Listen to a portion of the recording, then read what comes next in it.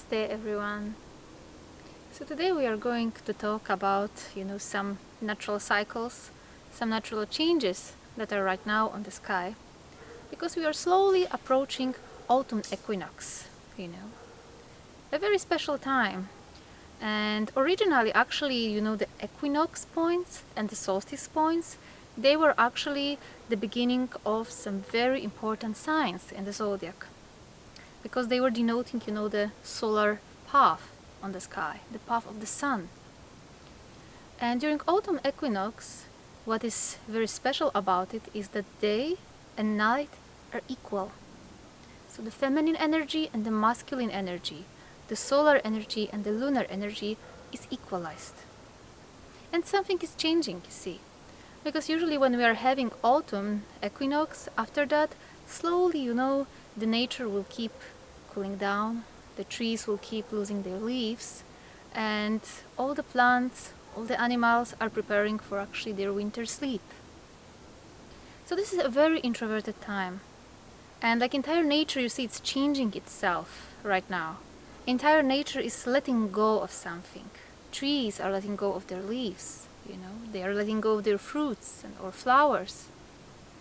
And in that time, it's also very important for us, to remind ourselves that we also always need to let go of something. This is why this autumn time is actually usually very, very good for any sort of detox.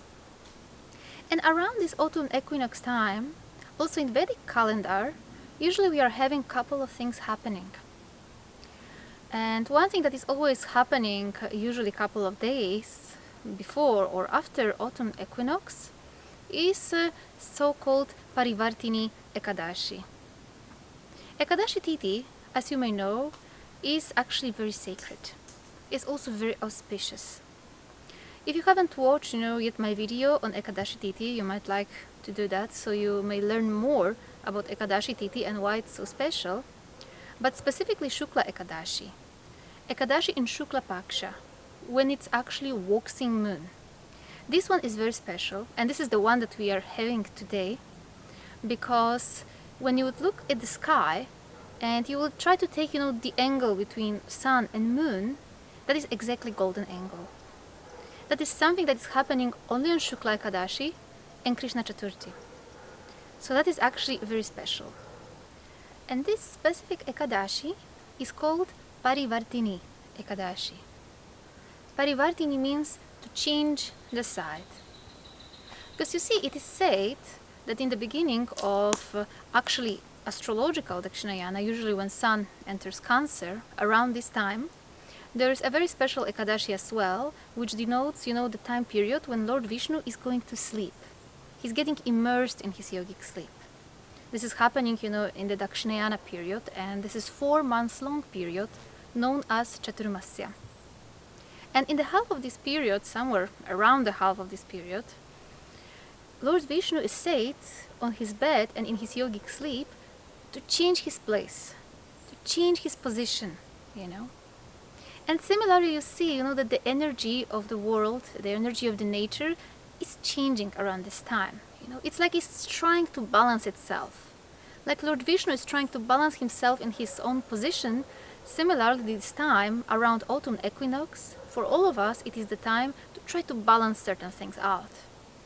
To try to think and ask ourselves where we may be too focused on some side of life exclusively recently, and due to that some other side of life was suffering.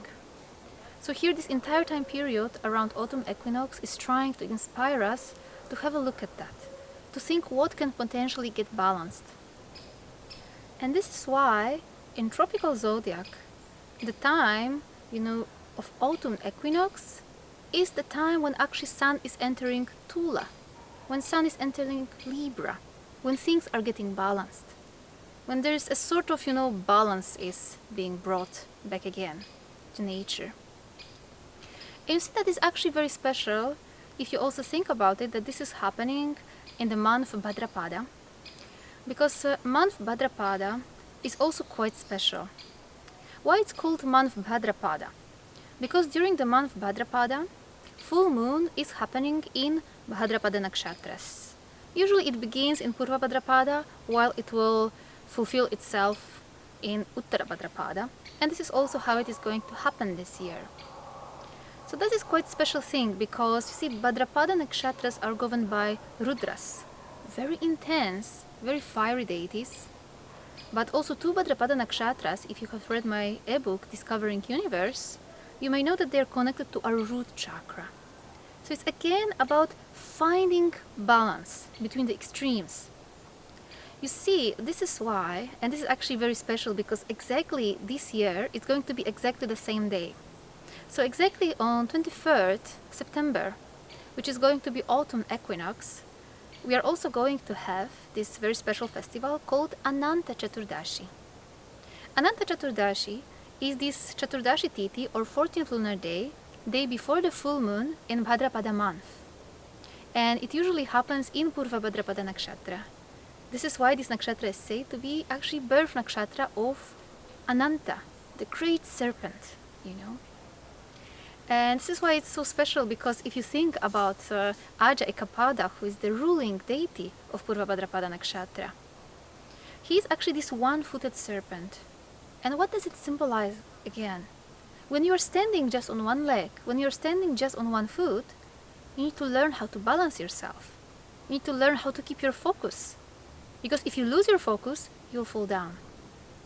And that is actually the major lesson for us during this entire month. Because please keep in mind, whenever full moon is happening in Bhadrapada nakshatras, which are the nakshatras of Rudras, they're very fiery nakshatras. This very fiery energy that we are dealing with, which is why all of us can become a little bit impulsive, a little bit impatient, you know, in our actions. This is why, in this exact time period where the entire nature, you know, and the nakshatras and the gods of those nakshatras are trying to inspire us to find our own balance in this time period, actually all the positions of yoga, which are balancing positions, are extremely good, are extremely beneficial for us. Why? Because again, for you to do any sort of balancing position, you need to be very focused. Your gaze must be focused, you know, just on one goal, in one direction. If your gaze will go away, left or right, you will lose your balance. And this is actually a great exercise for the mind, to focus the mind, to control the mind. And there is, you know, one very simple asana, which is called Vrikshasana. It means a tree pose. And this is exactly standing on one leg. And even my Gurudev say that this position is very good for concentration. Very good to cool down your mind, especially when it's agitated, you know. Because all of us can be a little bit more nervous, a little bit more irritated, or even angry during this time period. Because this fiery influence of the Rudras, or, you know, Bhadrapada nakshatras, is very strong during this time period, right before the full moon.